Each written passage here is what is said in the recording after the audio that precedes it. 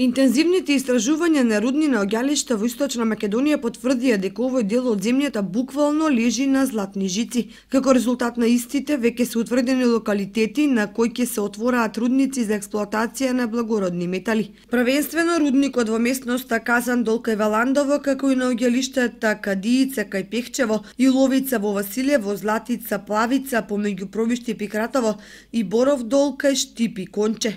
Тука се и одредени позитивни резултати од истражувањата на Осоговските планини и на Плачковица во околината на Виница, каде местното население зборува за откриени рударски тунели и окна, од кои некогаш се копала златна руда.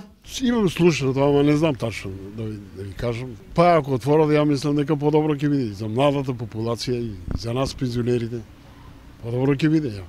Ваквите активности го подгреваат оптимизмот дека хронично сиромашната Источна Македонија може да доживее комплетно економска преобразба и да се издигне на крилите на богатството на благородните метали пред се златото. Пријатно чувство на оптимизам влеваат коментарите на економските и стопанските аналитичари што се ќе донесе отворањето на рудниците. Впрочем, деканот на Природно-техничкиот факултет во Штип, доктор Зоран Панов, врз основа на сериозни анализи, најавува дека само рудникот Иловица, кој треба да биде еден од најголемите на Балканот, ќе отвори помеѓу 50 и 100 работни места за високостручен инженерски кадар и плюс стотици и други рударски работници.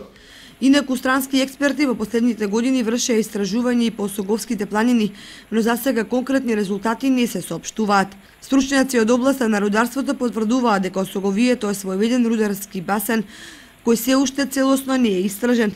Потврда за тоа се рудниците за олово и цинк Саса кај Македонска каменица, Тораница кај Крива Паланка и Злетово кај Пробиште.